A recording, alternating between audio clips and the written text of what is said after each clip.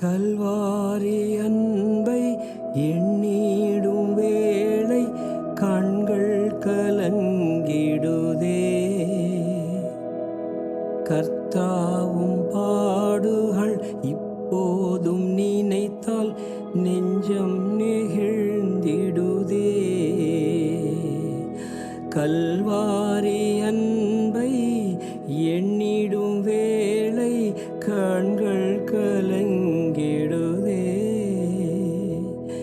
கர்த்தாவும் பாடுகள் இப்போதும் நினைத்தால் நெஞ்சம் நெகிழ்ந்திடுதே.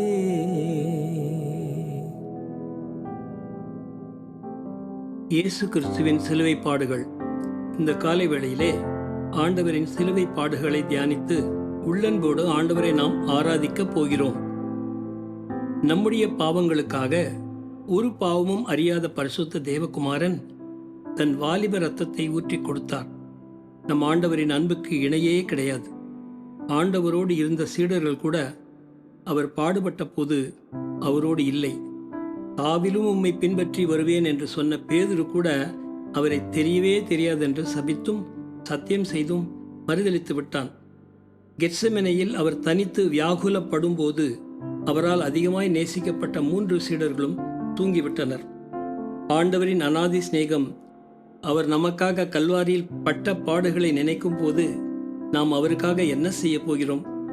நம்மை அவரிடத்தில் அர்ப்பணிப்போமா? ஜெபம். எங்களுக்காக சிலுவையில் ஜீவனை கொடுத்த ஜீவாதிபதியே, உம்மை போற்றுகிறோம், உம்மை வாழ்த்துகிறோம், உம்மை பணிந்து கொள்கிறோம். இயேசுவின் நாமத்தில் ஆமென்.